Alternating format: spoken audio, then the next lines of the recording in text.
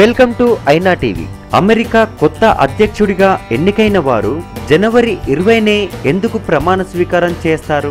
నవంబర్లో అమెరికా అధ్యక్షునిగా ఎన్నికైన అభ్యర్థి ప్రమాణ స్వీకారం చేయడం కోసం జనవరి 20 తారీఖు వరకు ఎందుకు ఆగుతారు? దీనికేమైనా ప్రత్యేక కారణం ఉందా?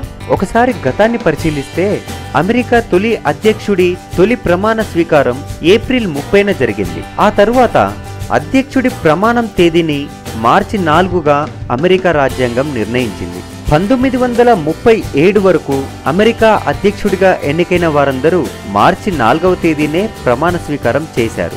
అలా 140 ఏళ్లు మార్చి 4వ తేదీనే ప్రమాణ స్వీకారం చేసే సంప్రదాయం అమెరికాలో కొనసాగింది.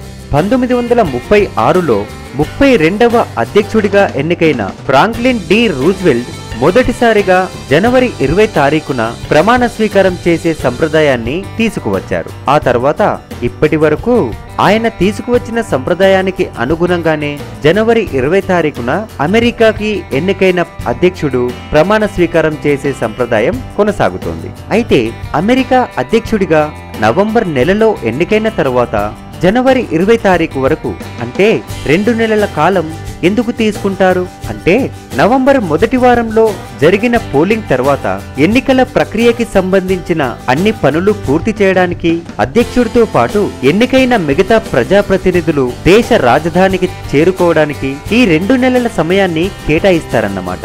అమెరికా అధ్యక్షుడు ప్రమాణ స్వీకారం చేయగానే కొత్తగా ఎన్నికైన ప్రజాప్రతినిధులందరూ పాలనా సౌకర్యానికి అనుగుణంగా దేశ రాజధానిలో ఉండే విధంగా ఈ సమయాన్ని తీసుకువచ్చారు. దాంతో అమెరికా అధ్యక్షుడు వైట్ హౌస్ లో కాలు పెట్టిన మరుక్షణం నుంచే పాలనాపరమైన పనులలో నిమగ్నమైపోతారు. ఈ సౌలభ్యం కోసమే 2 నెలల కాలాన్ని తీసుకుంటారు. 1936లో మొదలైన ఈ సంప్రదాయం ప్రస్తుతం కొత్తగా ఎన్నికైన డొనాల్డ్ ట్రంప్ వరకు కొనసాగుతూనే వస్తుంది.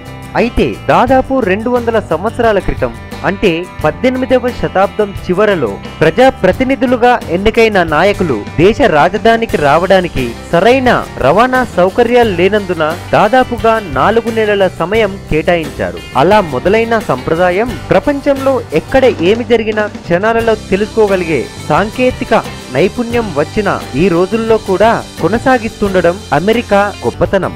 ఈ వార్త మీకు నచ్చితే లైక్ చేయండి.